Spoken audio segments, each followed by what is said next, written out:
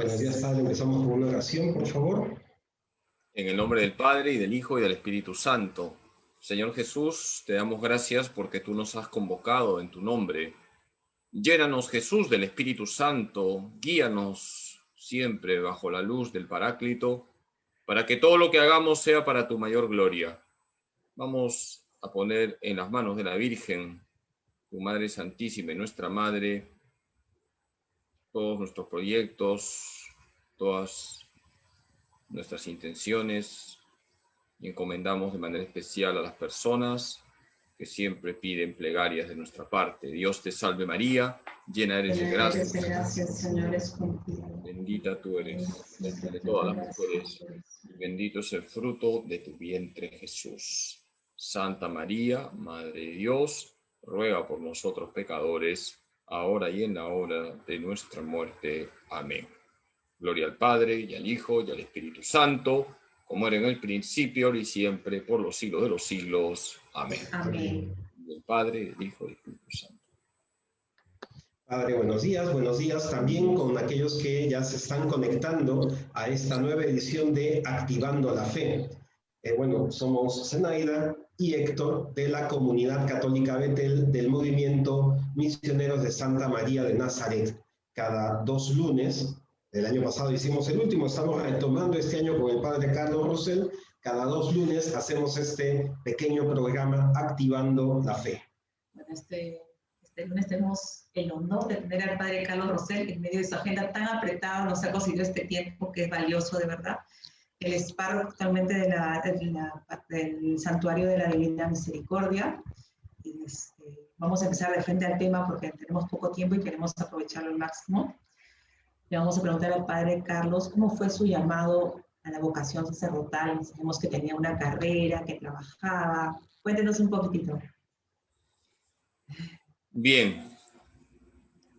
Hace algunos años atrás, yo escuché a un sacerdote decir que nadie toca el timbre de un seminario por su propia cuenta, que por lo general quienes van al seminario antes han sido monaguillos, acólitos, o han sido de la pastoral juvenil de alguna parroquia. Y decía este sacerdote que aquel que por su propia cuenta toca el timbre para entrar a un seminario es porque está loco.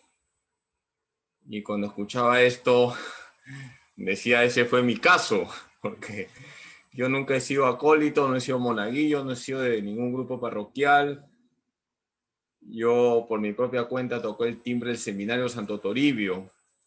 Pero para llegar a eso, permítanme brevemente explicar cómo fue mi proceso. Bueno, yo estudié en el Colegio San Agustín y acabé el año 1986. Yo entonces no quería ser sacerdote, quería ser ingeniero. Modestia aparte, era bueno en los números y quería ser ingeniero civil y entrar a la uni. El año 1986, como he señalado, acabé el colegio y postulé a la uni, ingresé a la primera, tenía 16 años y me sentía feliz haber entrado a la uni para estudiar ingeniería civil. Y comencé a estudiar en la uni. Era, modestia aparte, buen alumno también, no puedo decir que era mal alumno, era buen alumno. Y terminé en la uni el año 92. Pero el último año de la uni comencé a acercarme más a la iglesia. Ahora, de niño, mi mamá siempre nos ha llevado a misa, mi mamá nos ha enseñado a rezar, nos ha enseñado a confesarnos, siempre íbamos a la Santa Misa, pero cuando luego uno va creciendo, cuando yo tenía 18, 19, 20 años, ya uno va desconectándose un poquito de la iglesia y ya no era tan hincha de ir a misa. Pero el último año en que estuve en la uni volví otra vez por algo que sentía como una atracción, ir a la iglesia, ir a misa. Comencé a rezar el rosario, todo porque salía de dentro. Entonces, ¿cómo se explica todo eso? Por la gracia de Dios, Dios te toca el corazón, Dios te va atrayendo, Dios te va atrayendo.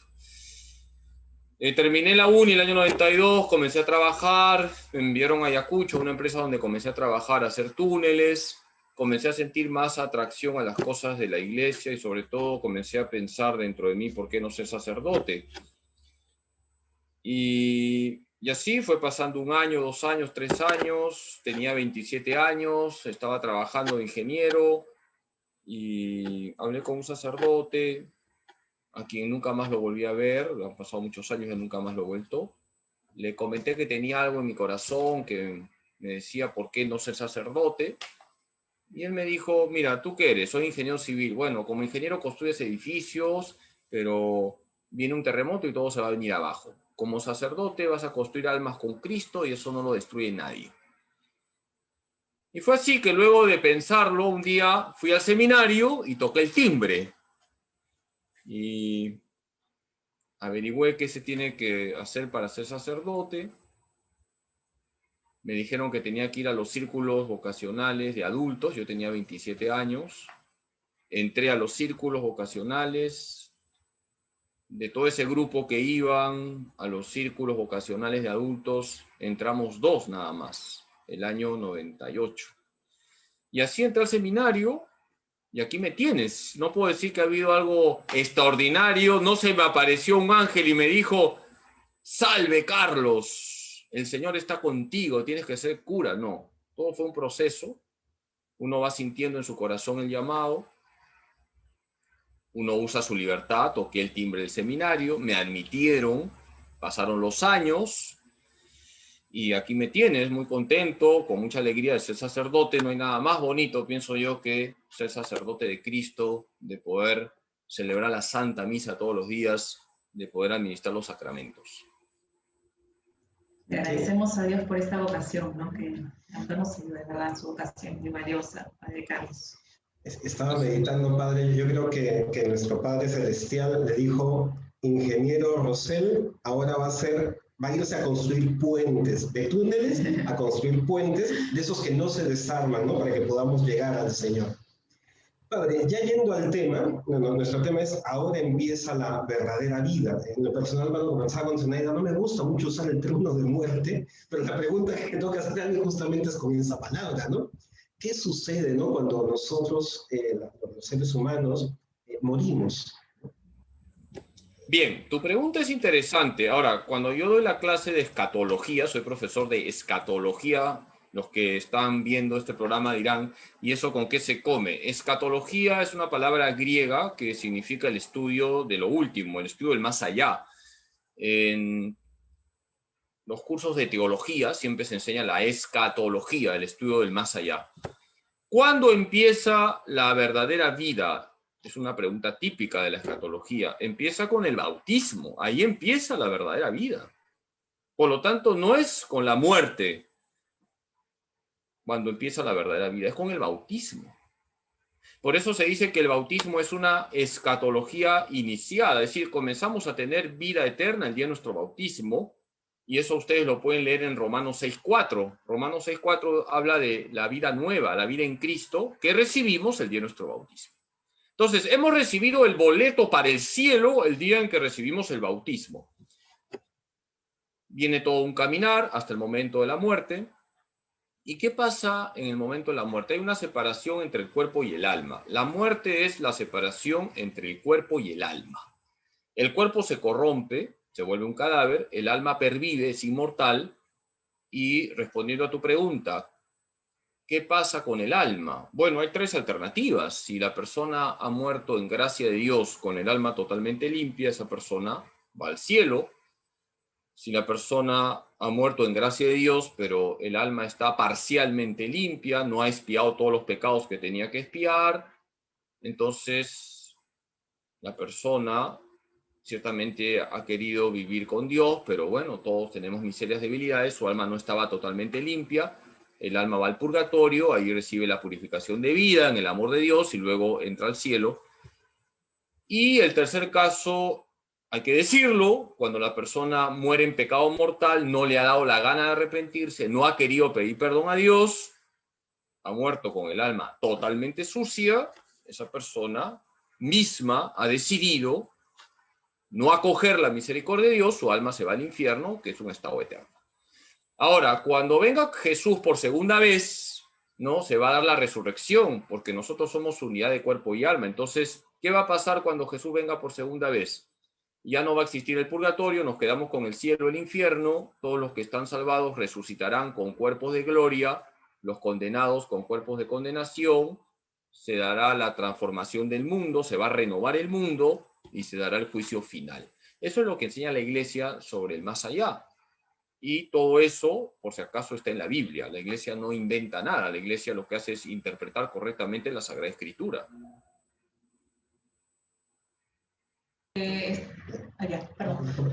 Padre, estamos en un tiempo de pandemia donde seguramente que todos tenemos a alguien que ha fallecido, una persona cercana, un familiar, un amigo, un familiar cercano. Y entonces hay mucha confusión, digo, porque no sabemos, justamente por eso escogimos este tema, hay mucha confusión sobre el trato después de la muerte, ¿no? Entonces, y muchos inclusive he visto que dicen, ya tengo mi ángel en el cielo, y un montón de cosas, ¿no? Entonces, ¿en qué condiciones, por eso le hago esta pregunta, en qué condiciones un alma puede ir al infierno? También le quería preguntar en esta pregunta sobre las personas que no creen en Dios, sobre las personas que tienen otra religión, ¿cuál es su situación, o sea, espiritual al momento de la muerte y qué es lo que tiene que hacer, en qué condiciones tiene que estar un alma? O sea, usted nos ha dicho, pero un poco más detallado, para que tenga que ir al infierno, o sea, también sabemos que existe la misericordia de Jesús, ¿no? La misericordia del Padre. Agradezco tu pregunta porque estos temas lamentablemente no se tocan mucho y es verdad, a veces da la impresión que todos los muertos automáticamente van al cielo. Nosotros no somos Dios. Dios sabe más, Dios es el juez con mayúsculas. No es bueno y además es erróneo canonizar a un difunto. Un sacerdote cuando celebra la misa por un difunto no puede decir nuestro hermano ya está en el cielo, no lo sabemos. Tampoco puede decir está en el infierno, tampoco lo puede decir. ¿Qué debemos hacer frente a nuestros difuntos? Orar por sus almas. El juicio es de Dios. Ni tú ni yo somos Dios. ¿Qué nos queda? La oración por los difuntos. Y esa oración tiene que ser hecha con fe, confiando en la infinita misericordia de Dios. La misericordia de Dios es más que nuestros pecados. Antes de responderte el tema del infierno, que es un tema que ciertamente no nos hace populares a los sacerdotes cuando hablamos del infierno, quisiera compartir una anécdota en la vida de Santa Teresa de Jesús. Cuando Santa Teresa de Jesús se enteró que una persona se había suicidado, dejó de orar por esa persona, porque ella pensó, se ha suicidado, murió en pecado mortal, está en el infierno. Y también muchas veces pensamos así, tenemos una mentalidad bien matemática, ¿no? Esa persona se ha suicidado, pecado mortal, murió en pecado mortal, está en el infierno, no hay que rezar por el alma de esa persona. Santa Teresa de Jesús tenía revelaciones privadas, Jesús se le aparecía y un día Jesús le dice, ¿por qué no estás rezando por el alma de esa persona?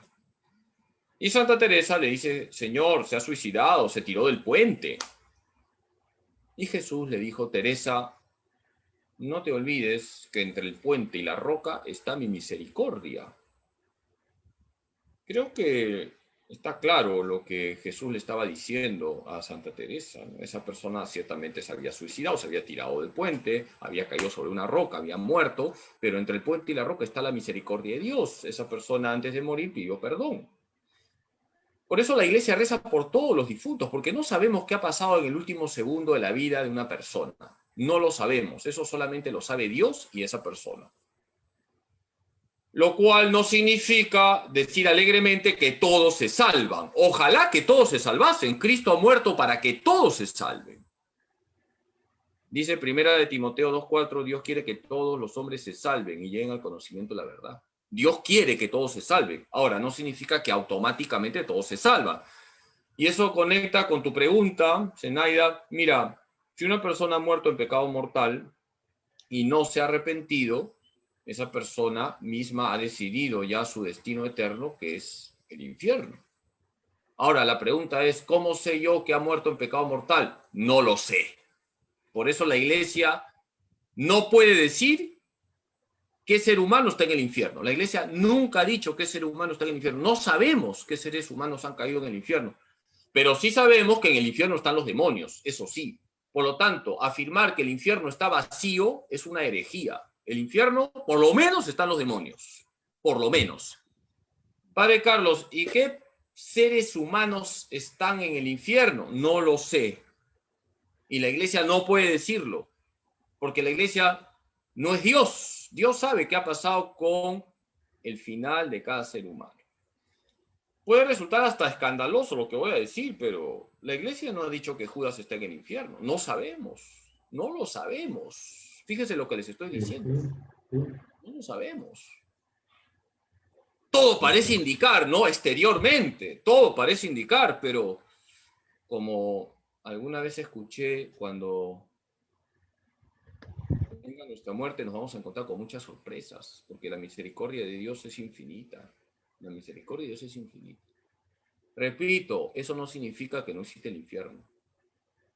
Eso no existe, eso no consiste, por lo tanto, en sacar una deducción de que, bueno, todos se salvan. No, no. Que la misericordia de Dios es infinita es una verdad.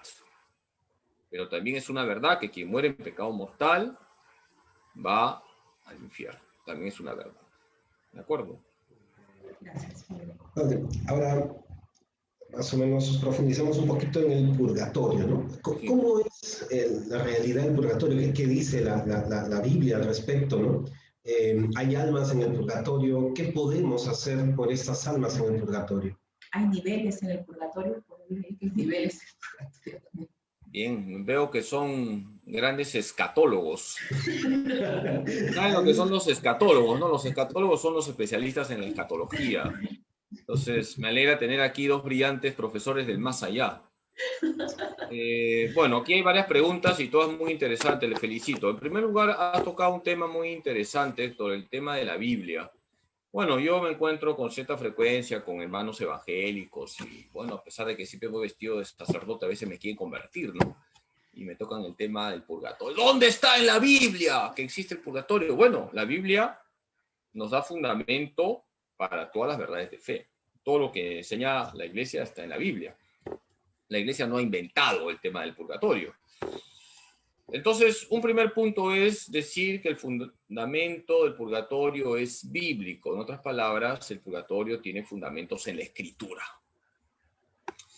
Por ejemplo, en 2 de Macabeos 12:38 siguientes, se habla de que Judas Macabeo manda ofrecer sacrificios, oraciones por sus soldados difuntos. ¿Qué había pasado con los soldados de Judas Macabeo? Que habían muerto por defender la fe verdadera, la fe judía, pero cuando recogen los cadáveres se encuentran con que tenían amuletos. Está claro que tener amuletos es pecado. Claro, no es un pecado gravísimo, pero no está bien, ¿no? La superstición, etcétera. Entonces, ¿qué hace Judas Macabeo? Manda ofrecer oraciones por sus soldados difuntos. Nosotros rezamos por nuestros difuntos porque creemos que hay un purgatorio. Si no, no rezáramos por nuestros difuntos, ¿no? Estamos pidiendo por su purificación. Ahora, el texto más importante sobre el purgatorio es 1 Corintios 3, 10 al 15, porque ahí San Pablo dice que aquellos que han construido sus vidas sobre oro, plata, piedras preciosas, se salvarán cuando mueran. Pero aquellos que han construido sobre Cristo, pero sus vidas han sido de madera, paja, heno, es decir, han querido ser amigos de Cristo, pero no han tenido la santidad de vida, dice San Pablo que se van a salvar, pero antes van a pasar por una purificación como a través de fuego. Entonces, este texto, 1 Corintios 3, 10 al 15, es el más importante para hablar del purgatorio. Si una persona se ha esforzado por vivir con Cristo, pero su vida no ha sido tan santa como tenía que ser, tiene que pasar por una purificación, porque nada impuro entra al cielo. Y eso conecta con otro texto bíblico, Apocalipsis 21, 27, donde se nos dice que nada impuro entrará a la Jerusalén celeste. Para ir al cielo hay que tener el alma totalmente limpia. Por lo tanto, si una persona muere con el alma parcialmente limpia, debe recibir una purificación, que es una purificación en el amor de Dios. Por lo tanto, vamos al segundo punto de las preguntas que ustedes han hecho. En el purgatorio están las almas purificándose. Ahora, como cada persona humana es diferente, hay diferentes grados de purificación. Y lo mismo en el cielo, ¿ah? En el cielo hay grados de gloria y en el infierno hay grados de condenación. No es lo mismo aquel que se ha esforzado todos los días por ser santo, con sus debilidades y miserias, se ha esforzado todos los días por ser santo, que alguien que se salva en el último segundo, que también ocurre. No es lo mismo. No es lo mismo aquel que ha sudado la camiseta, por utilizar una expresión de lenguaje deportivo, y todos los días rezaba, y todos los días daba gloria a Dios con su trabajo, y era fiel a su esposa, y era un buen padre de familia, que alguien, pues, que estaba metido en el pecado, y que, bueno, en el último segundo de su vida pidió perdón. No es lo mismo. Entonces hay diferentes grados de purificación. A ver, para que me entiendan, ¿no? Voy a poner un ejemplo, con los ejemplos se entiende. Imagínense ustedes que hay un señor que es un buen esposo, un buen padre de familia, que reza todos los días, que se preocupa de la educación de sus hijos, pero bueno, este señor tenía sus debilidades y, por ejemplo, cuando manejaba, pues si un chofer se le cruzaba, le recordaba a la mamá, a la abuela, a la bisabuela, es decir, de vez en cuando decía sus malas palabras y a veces se le dejaba ganar por la falta de paciencia, se dejaba ganar por la ira. Ya un día este señor está caminando aquí por Caminos del Inca, ¿no? Viene una combi, lo atropella, justo yo estoy saliendo de la parroquia, el señor está agonizando, yo lo veo, no, padre, absuélvame, yo lo absuelvo. Pregunto, ¿a dónde se va? Si es un señor que rezaba todos los días, buen padre de familia, etcétera, pero que todos los días decía malas palabras y a veces tenía un carácter un poco complicado. Pues ¿a dónde se va a ir? Pues va a tener que purificar todo eso. Está claro que se ha salvado, tendrá su purificación y luego irá al cielo. Ahora, segundo ejemplo. Imagínese un señor, ¿no?, que le saca la vuelta a su esposa con 3 mujeres, ha hecho abortar a 5 mujeres, es un corrupto, porque también se ha hecho vacunar en la lista bendita que todos hemos visto con vergüenza, primero, y también un día está por acá caminando, viene la combi, lo atropella, no muere, está agonizando, yo salgo, no, padre, absuélvame, lo absuelvo. Les pregunto a ustedes, ¿se salva o no se salva? ¿Qué me dicen? A ver. Sí, yo pienso que sí. Sí, claro que sí, por supuesto. Ahora, la pregunta es, ¿se va al cielo de frente? No, al purgatorio. Tercera pregunta. ¿La purificación de ese señor va a ser igual a la del primer señor? No, pues está claro que este va a tener un tremendo purgatorio, ¿no? Porque no ha podido expiar los pecadazos que cometió en su vida. Entonces, ya me entienden, ¿no? Que depende de la vida de cada uno. Por eso hay grados de purificación en el purgatorio, ¿ya? Y lo mismo en el cielo. Está claro que la Virgen María es la primera, la más cerquita a Dios. Y luego San José, estamos en el año de San José. Y por supuesto los mártires, y estarán ustedes también, Héctor y Zenaida, seguramente, cuando se mueran, ¿no? Que esperemos sean dentro de 100 años, ¿no? Y luego estará ya el común de pecadores, como este siervo inútil, que han tratado de hacer lo que han podido hacer, ¿no? Entonces en el cielo también hay grados de felicidad. Justo enlazamos con esta pregunta que sigue. ¿Cómo es la iglesia triunfante? Ya nos ha dicho un poquito.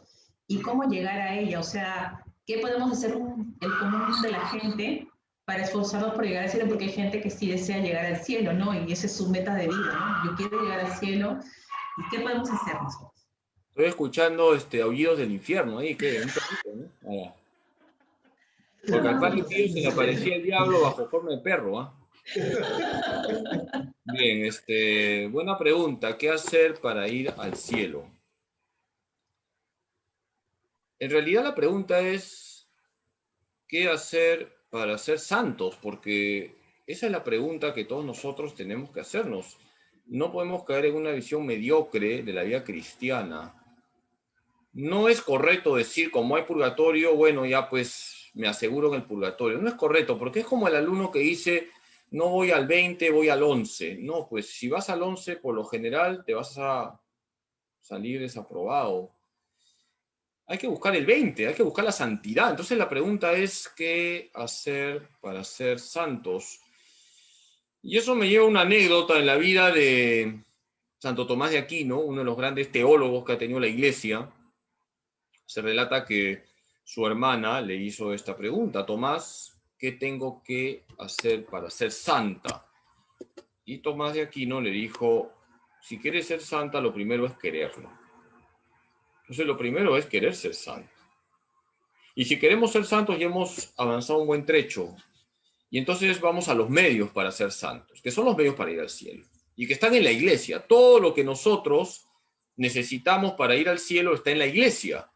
Necesitamos la oración diaria, los sacramentos, la confesión, la Eucaristía, la lectura de la Escritura, la devoción a la Virgen María, que es un medio eficaz para alcanzar el cielo y para ser santos. San Bernardo decía: si amas a la Virgen, serás puro; si rezas a la Virgen, serás piadoso; si imitas a la Virgen, serás santo. Entonces tenemos en la iglesia todos los medios para ser santos. Y otra cosa, hay que erradicar de nuestra mente esa visión errónea de que la santidad está en lo raro, en lo extraordinario. No, la santidad está en lo ordinario, porque si no, vemos la santidad como algo inalcanzable. Y a veces, en la vida de unos santos, se ha remarcado demasiado lo extraordinario, cuando los santos han sido de carne y hueso como tú y como yo, han sido de la misma pasta que nosotros. Y ellos también tenían que convertirse, quitando a la Santísima Virgen María, que nació sin pecado original y no tuvo la concupiscencia, es decir, no tuvo las malas inclinaciones. Todos los santos han tenido también que convertirse todos los días, han tenido que luchar contra el pecado, y cuando han caído se han levantado. Los santos son cercanos, no convirtamos a los santos en marcianos, en extraterrestres. Por eso, qué bonito que últimamente se hayan canonizado, se hayan beatificado, según el caso, a varones, mujeres cercanos a nosotros. Pienso en el beato Carlo Acutis, que le está diciendo a los jóvenes: oye, sí se puede ser un santo en lo ordinario, usando bien tu internet, usando bien los medios tecnológicos, se puede ser santo. Hace unos años atrás, San Juan Pablo II canonizó a Santa Gianna Beretta, una madre de familia. No hizo nada extraordinario, lo que hizo fue ofrecer su vida por su hijo, por su hija, y ahí está la santidad en lo ordinario. Una persona que va a fallecer, ¿cómo puede prepararse? Sabe que está de la cara de la muerte. Una persona que sabe de una enfermedad que ya está terminándose. Si esa persona es creyente, debería llamar o hacer llamar a un sacerdote. Es la forma cristiana de afrontar la muerte, a través de los sacramentos que nos preparan para la partida. ¿Cuáles son los sacramentos del final de la vida? La confesión, la unción de los enfermos y el viático. Así como hay sacramentos de iniciación cristiana, el bautismo, la confirmación y la Eucaristía son los sacramentos de la iniciación cristiana, están los sacramentos del final de la vida: la confesión, la unción de los enfermos, el viático. Así tiene que morir un creyente. Por eso no es correcto tener miedo al sacerdote cuando llega a atender un enfermo. Hay familias que no llaman al sacerdote por miedo, dicen: el enfermito se va a asustar. Sin embargo, ya han llamado al notario para hacer el testamento. Es decir, no se va a asustar, ¿no? Ya hicieron el testamento, llevaron al notario, pero al sacerdote no lo llevan. Eso no es correcto. Y tampoco es correcto pensar que cuando va el sacerdote va como el puntillero. No sé si ustedes han visto la corrida de toros, ¿no? El sacerdote va, él da la unción y ya lo manda al más allá al enfermo. No es así, a veces se recupera también. Y por eso la iglesia ya no llama extrema unción a este sacramento. Porque extrema unción sí suena a puntillero, ¿no? Lo último ya. Ahora se llama unción de los enfermos. Es una unción del Espíritu Santo que une al enfermo a la cruz de Cristo. Si le conviene al enfermo, se va a recuperar. Y si no le conviene, lo preparará para la partida. Si tienen alguna pregunta por ahí, nos pueden hacer las preguntas. Yo voy haciendo una pregunta de las que tenemos aquí, ¿no? Bueno, en estos tiempos estamos despidiendo y sin tiempo, si podemos acercar a algunos familiares, algunos amigos, amigos de infancia, ¿no? ¿Cómo llevar el luto, ¿no? No estamos teniendo la oportunidad de sepultar, ¿no?, a nuestros difuntos. ¿Cómo llevar el luto en este tiempo, padre? Es una muy buena pregunta. Estamos en una situación de mucho dolor y entre las causas de dolor que ha traído la pandemia es que muchas personas no han podido despedirse de sus seres queridos, no han podido tener un velorio como se acostumbraba antes, y todo esto, por supuesto, aumenta el dolor. Aparte del dolor de perder a un ser querido, está el dolor de no poder celebrar el velorio, de no poder haberse despedido de esa persona por el peligro del contagio, etc. Yo, sobre todo, enfatizo que es necesario no bajar la guardia en la oración. La respuesta ante el dolor es la oración. No hay otra respuesta. Es la oración que se hace con fe, de saber que hay vida eterna. Es la oración de saber que estamos en la iglesia todos unidos. Yo invito a las familias a que tomen conciencia de lo que es la comunión de los santos. ¿En qué consiste la comunión de los santos? En que estamos comunicados mediante la oración con nuestros difuntos. La iglesia es una familia. Estamos comunicados con los santos que ven a Dios, pero también con las almas del purgatorio a través de la oración. Por lo tanto, frente al dolor de la muerte de un ser querido, la respuesta es orar por su alma, y si lo hacemos en familia, mejor. Y para ello no se necesita llevar un sacerdote. La familia puede reunirse en oración, pueden leer algún texto que anime, a un texto de la resurrección de Cristo, por ejemplo. Pueden rezar el rosario también por el alma de ese ser querido que ha partido, y todo eso les va a ayudar a estar fuertes en la fe, a vivir el momento de luto sin caer, pues, en la depresión, en el desánimo, que muchas veces está como al acecho, sobre todo en este tiempo de pandemia. Bueno, vamos a leer unas preguntitas que han puesto por acá, por el chat. Como dice Edgar Paz: el considerar que a Satanás se le otorga el mundo y que los demonios están en el infierno, ¿podemos arguir que el infierno se manifiesta aquí? Bueno, estrictamente hablando, el cielo, el purgatorio y el infierno son realidades que están en otra dimensión. Pero hay anticipos del cielo, anticipos del purgatorio, anticipos del infierno en el mundo. Por ejemplo, cuando uno recibe la comunión es un anticipo del cielo. Los santos lo han dicho con palabras hermosas: recibir la comunión es un pedacito del cielo. Alguien que tiene una enfermedad, está sufriendo, la ofrece a Jesús, está anticipando el purgatorio. Cuando tú le ofreces algo que te cuesta a Jesús, estás anticipando en cierta manera el purgatorio, te estás purificando. Y el tema del infierno lo mismo. El infierno se anticipa en cierta manera cuando estamos en pecado mortal, no nos arrepentimos, cuando nos metemos en ambientes de perversión. Hemos contemplado también con dolor, por ejemplo, cómo se aprueban leyes contra la vida, leyes contra el valor sagrado del matrimonio. No estoy exagerando cuando digo que son anticipos del infierno. No puede estar Dios, no puede bendecir Dios un ambiente donde se atropella a la persona humana. Las clínicas donde se practica el aborto, los lugares de perversión, los lugares donde se hace pornografía, son anticipos del infierno. Ahí no está la bendición de Dios. En el infierno no está la bendición de Dios. Dios como Dios está en todas partes. Dios como Dios está en todas partes. Pero en el infierno Dios no bendice. Por lo tanto, en síntesis, vivamos en gracia de Dios, forjemos una sólida amistad con Jesús y estamos anticipando, en cierta manera, el cielo. Ofrezcamos a Jesús lo que nos cuesta. Asumamos las cruces de cada día y anticipamos, en cierta manera, el purgatorio. Nos estamos purificando aquí. Y es mejor purificarse aquí que en el más allá. Mejor es purificarnos aquí.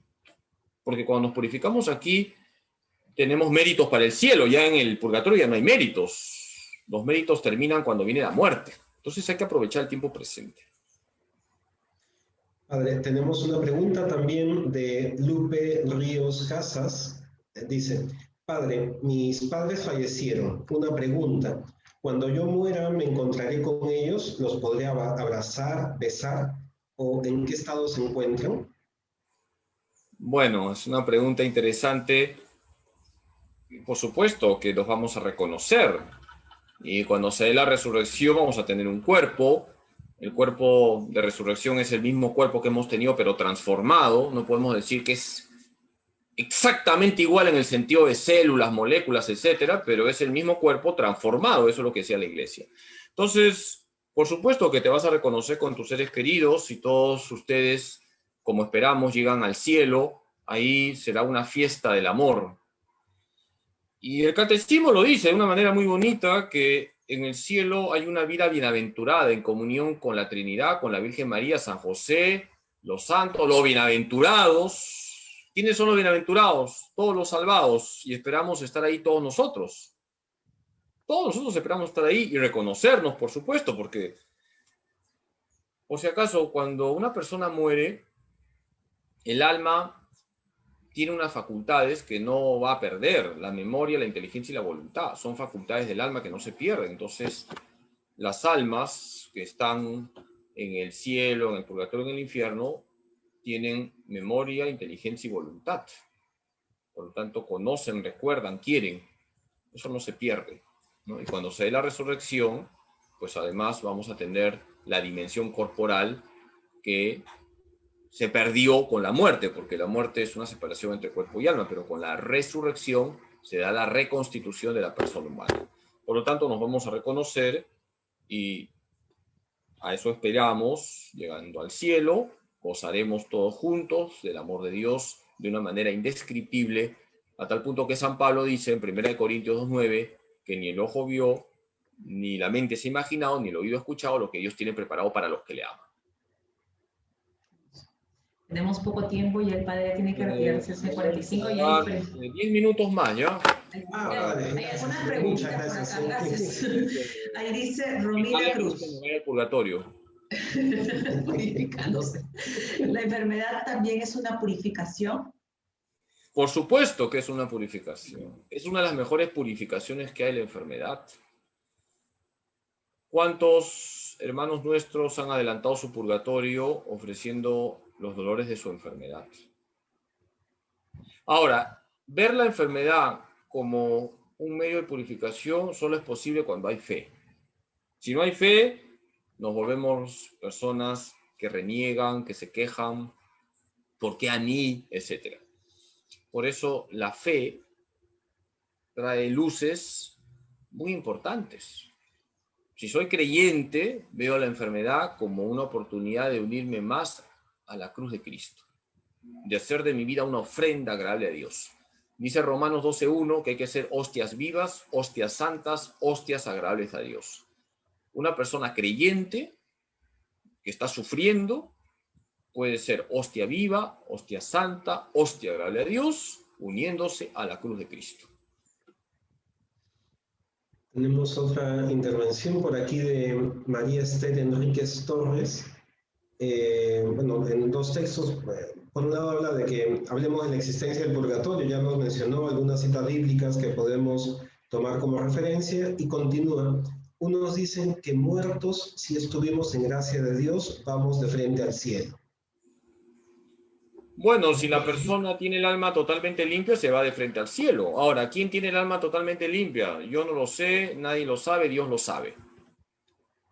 Hay personas muy buenas. Yo no dudo que cuando murió Juan Pablo II se fue de frente al cielo, ¿no? Y cuando llegó al cielo besó el cielo, así como cuando bajaba de los aviones, ¿no? Yo no dudo que cuando murió la Madre Teresa de Calcuta se fue de frente al cielo. ¿Qué va a purificarse? Tremenda santaza, ¿no?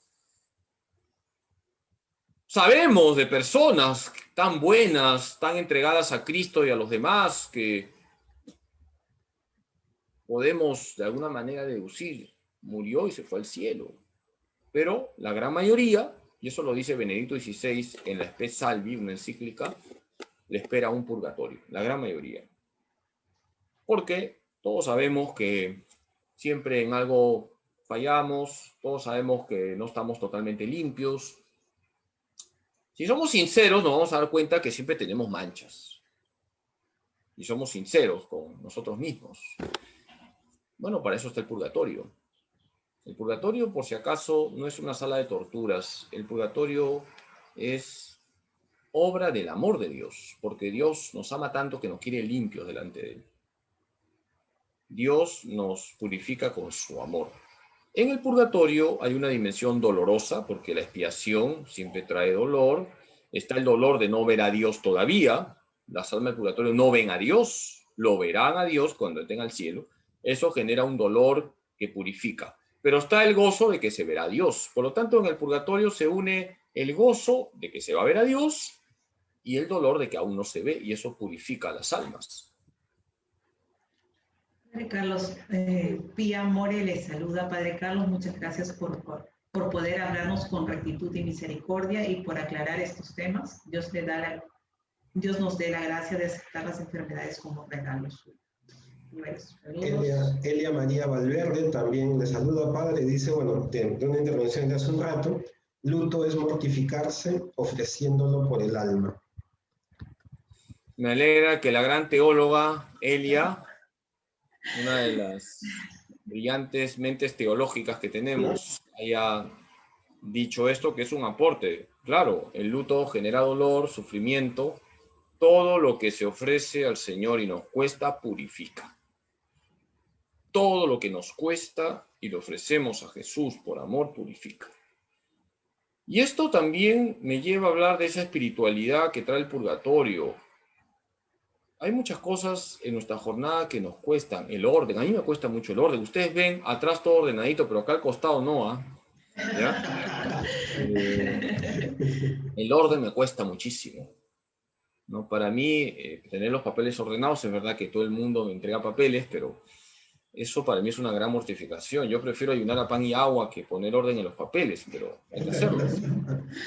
Que cada uno piense qué le cuesta, y a lo largo del día, pues puede ser, me cuesta tratar con esa persona, sí, pues, entonces trata a esa persona con amabilidad y te estás purificando. Que me cuesta rezar el rosario y le he prometido a la Virgen rezar el rosario, pues reza tu rosario, ponle corazón al rezo y te estás purificando. Me cuesta comer, esto para los jóvenes, ¿no? El hígado frito, y mamá todos los lunes hace hígado frito, pues te lo comes, te estás purificando. Entonces, no se trata de hacer grandes mortificaciones todos los días, lo cual no significa que no habrá que hacerlo de vez en cuando, pero no todos pueden hacer grandes mortificaciones, pero sí esas pequeñas mortificaciones de cada día nos van purificando. Ahí tenemos un tesoro muy bonito, ¿no? Y las mejores mortificaciones son las que hacen la vida agradable a los demás, ¿no? Había un santo sacerdote, San José María, que cuando tenía que sentarse, se sentaba en el peor sitio. Nadie se daba cuenta, ¿no? Él solapa nomás, pero hacía que los demás se sentaran en mejores sitios, en los sillones, él en una silla donde no había respaldar.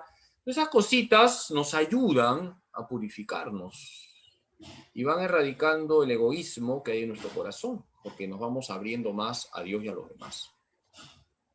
Padre Carlos, y esta cuaresma también podemos tener propósitos para ir purificando nuestras propias almas y también por los del purgatorio, por las ermitas del purgatorio. Sí. A ver, esto me lleva a las indulgencias, ¿no? Nosotros tenemos en la iglesia un tesoro que son las indulgencias. ¿Qué es una indulgencia? Es una limpieza del alma. Esa es una indulgencia, una limpieza del alma que puede ser total, entonces es indulgencia plenaria, o parcial, y es una indulgencia parcial. Las indulgencias se pueden lograr para uno mismo o para un alma del purgatorio, no para una persona viva, que no sea yo, ¿no? O sea, pues yo ganar una indulgencia para mí o para un alma del purgatorio, pero no para una persona que está viva. Entonces, ¿qué debemos hacer para ganar indulgencias? Confesarnos, comulgar, rezar por el Papa, hacer la obra que la Iglesia nos dice que tiene indulgencia. Por ejemplo, rezar el rosario en comunidad tiene indulgencia plenaria. Leer la Biblia media hora tiene indulgencia plenaria. Ahora no podemos estar media hora ante el Santísimo, que también tiene indulgencia plenaria. Lamentablemente todavía los templos están cerrados. Que ese es otro tema, ¿no? Que ya no quiero hacerme hígado, pero bueno, lamentablemente la gente hoy día no puede venir a rezar al Santísimo, no pueden confesarse, no pueden comulgar. Bueno, sí pueden. Yo creo que tocas el timbre de cualquier parroquia y te van a atender, ¿no? Pero siempre está el tema de estar el padrecito o no estar el padrecito. Bueno, ¿a qué iba? Hay que hacer la obra que tiene urgencia y falta una condición que a veces los sacerdotes no predicamos y que es fundamental, ¿no? No solamente hay que confesarse, no solamente hay que comulgar, no solamente hay que hacer la obra indulgenciada, no solamente hay que rezar por el Papa, que serían 4 condiciones. Hay una quinta que los sacerdotes poco predicamos y es el rechazo a todo tipo de pecado, incluso el venial.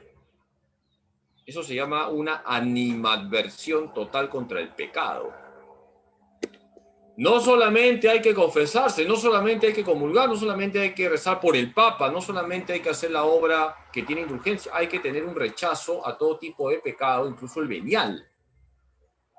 Porque de lo contrario hacemos de la indulgencia una cuestión media mágica y así no son las cosas. No es que me confieso, comulgo, rezo por el Papa, rezo el rosario con la comunidad con la que yo participo, ya me gané la indulgencia. Depende cómo estará tu corazón, porque si terminas de hacer todo eso y sigues siendo una persona chismosa, rajona, mentirosa, ¿qué tipo de indulgencia has ganado? Entonces, esto último que les estoy diciendo es muy importante. Para ganar una indulgencia plenaria se necesita un corazón abierto totalmente a Dios, una profunda conversión, una orientación total a Dios. Por eso, ese propósito de no decir ni mentiras pequeñas, ni de ser una persona rajona, etcétera, etcétera, etcétera. ¿Ya? Padre, muchas gracias. Gracias, Antes Padre. de cerrar y recibir su bendición, queremos compartir un par de eventos católicos, Padre, si nos permite. Por aquí. Bueno, agradecer a todas las personas que nos han estado hoy conectados o aquellos que más tarde puedan ver el video. Les dejo con Zenaida para las invitaciones, ¿no? Bueno, el Padre Carlos ya en la misa del día a las 7 nos ha invitado a participar en este seminario Pro Familia, los bienes innegociables por una cultura de vida. Es importante formarnos porque tenemos que defender nuestra fe, tenemos que defender la vida con argumentos concretos y claros. Y qué mejor que este evento que va a ser de lunes a viernes, de 8 a 10 p.m. Hoy día, está ahí, ¿quién nos toca hoy día? Al doctor Luis Solari y a Sofía Luque. Van a hablar sobre la vida humana. Excelente, Padre Carlos. Lo vemos por qué lugar, por la página del Santuario del... Pueden traerlo a través del Facebook del Santuario o a través del Facebook de la Pastoral Familiar de Canato 9, ¿no? Pero si ya está en el Facebook del Santuario, ahí lo podemos ver. Toda la semana lo van a transmitir ahí, Padre. Va a quedar Toda la grabado. semana, sí. Toda la semana. Se cruza con algo, entonces lo puedes ver en el día siguiente, en la mañana, pero es importante formarnos. Católicos formados, nunca seremos engañados de verdad y con argumentos concretos. También les invitamos a participar en el retiro virtual 26, 27 y 28 de marzo, que es el retiro Restaurados. Este retiro lo solíamos hacer en un local grande, es un retiro fuerte, hermoso, que va a renovar tu espíritu. Si quieres encontrarte y prepararte para la Semana Santa, qué mejor con este retiro. En esta imagen la vamos a compartir en los comentarios para que lo puedas ver. Si quieres inscribirte, no cuesta nada. Si no tienes dinero, puedes inscribirte también. La inscripción es una donación voluntaria. Entonces ahí están todos los datos para que te puedas inscribir. Les invitamos a participar en el retiro. Bien, muchas gracias, Padre, muchas gracias a todos los conectados. Y antes de despedirnos, así como iniciamos con una oración, Padre, por favor, su bendición a todos los que se han conectado, bueno, a nosotros también, ¿no? Bueno, antes que nada quiero darles las gracias a ustedes, Comunidad Católica Betel, a ustedes, Héctor y Zenaida, por la invitación. Me apoyo siempre en sus oraciones, voy a rezar por ustedes, por su comunidad, para que sigan siendo así una comunidad orante y evangelizadora. Y ahora les voy a dar la bendición, el Señor esté con ustedes. Y con La espíritu. bendición de Dios Todopoderoso, Padre, Hijo y Espíritu Santo, descienda sobre ustedes y permanezca para siempre. Amén. Con la alegría de vivir con Jesús y María, nos quedamos en la paz de Dios. Gracias, Padre. Gracias, Padre. Gracias. ¡Ánimo! Gracias.